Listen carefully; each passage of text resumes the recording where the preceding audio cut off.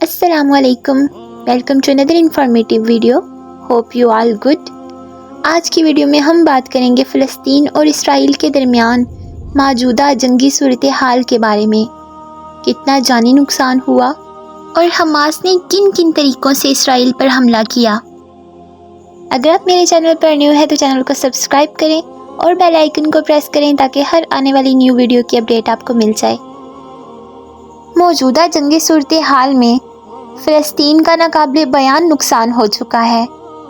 امریکہ اور برطانیہ نے اپنے جدید اسلحے اسرائیل پہنچا دیے ہیں.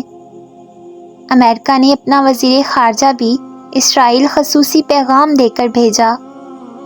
امریکہ اور مغربی ممالک نے صرف لفظی اسرائیل کی حمایت نہیں کی بلکہ مکمل مالی اور جنگی ساز و سامان بھی فراہم کر دیے ہیں. اب تک کی جنگ میں دونوں طرف سے 3200 اموات ہو چکی ہیں.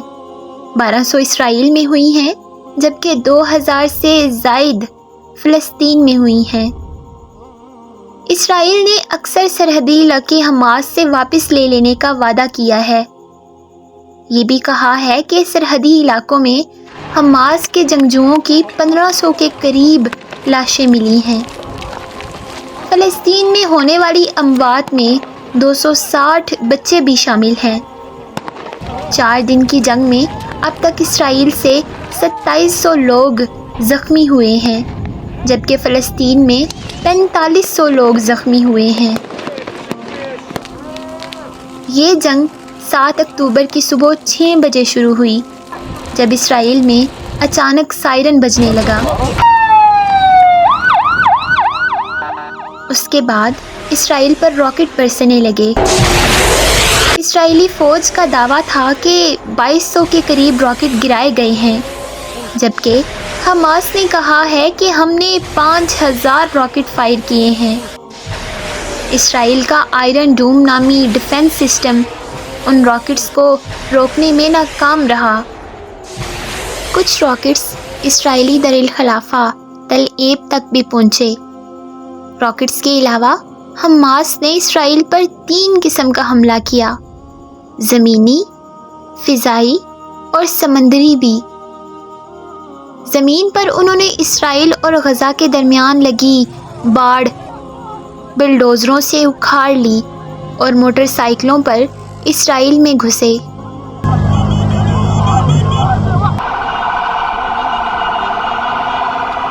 فضا میں وہ موٹر پاور ہینڈ گلائیڈرز کی مدد سے اسرائیل میں داخل ہوئے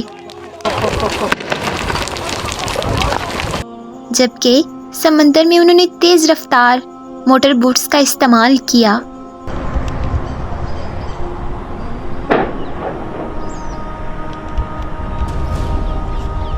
حماس نے تیزی سے اسرائیل کی کئی سرحدی علاقوں پر قبضہ کر لیا اور 100 سے زائد اسرائیلیوں کو یرغمال بنا کر غزہ لے گئے.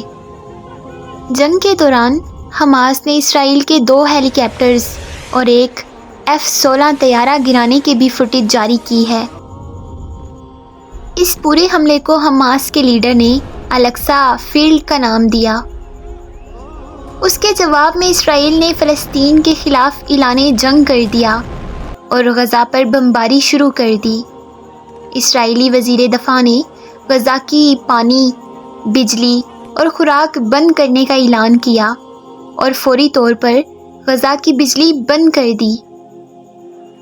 خیال رہے کہ غزہ زیادہ تر بجلی اسرائیل سے جاتی ہے. اسرائیل نے جواب میں جو آپریشن لانچ کیا اس کو آپریشن آئرن سورڈز کا نام دیا ہے. اس وقت اسرائیل نے 35 ملین فوج سے غزہ کی پٹی کا محاصرہ شروع کر دیا ہے. اسرائیل کے پاس ریزروز ملا کر 6 لاکھ باقاعدہ فوج ہے. ان میں سے 3 لاکھ فوج کو اسرائیل نے متحرک کیا ہے. اسرائیل کا دفاعی بجٹ $24 ارب ہے جو کہ پاکستان سے 3 گنا زیادہ ہے. اسرائیل کے پاس رونرز کے علاوہ F-35 جدید ترین لڑاکا طیارہ اور 500 جدید ترین ٹینکس بھی ہیں. حماس کے پاس مجموعی طور پر 30,000 جنگجو ہیں. کوئی ایئر فورس یا ٹینکس نہیں ہیں۔ ان کے موٹر بوٹس میں سے آدھی اسرائیلی نیوی نے حملے کے دوران ہی تباہ کر دی۔ اس ساری جنگ میں چند بہت بڑے سوال منہ کھولے کھڑے ہیں۔ اسرائیل کی انٹیلیجنس ایجنسی موساد دنیا کی بہترین ایجنسیوں میں سے ایک مانی جاتی ہے۔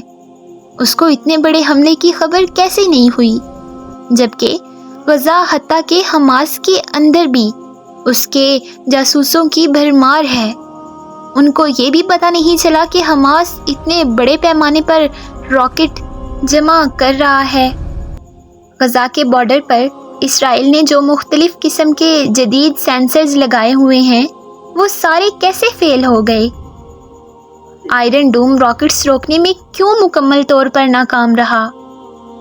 اور تو اور ٹائمز آف اسرائیل کے مطابق مصر نے اسرائیل کو حملے سے کچھ دن پہلے آگاہ کر دیا تھا کہ حماس اسرائیل پر بہت بڑا حملہ کرنے جا رہا ہے، اور اسرائیل نے یہ وارننگ بھی نظر انداز کر دی۔ یہ سب آخر کیسے ممکن ہے؟ شاید اس کا جواب کچھ دنوں میں مل ہی جائے گا۔ حماس کی فتح کے ڈنکے بجانے کے بجائے اسرائیلی وحشیانہ بمباری کا ڈھنڈورا پیٹیں۔ بظاہر اتنے بڑے انٹیلیجنس اور ملٹری کے باوجود اسرائیل میں اپنی فوج اور انٹیلیجنس ایجنسی کے خلاف کوئی مہم نہیں۔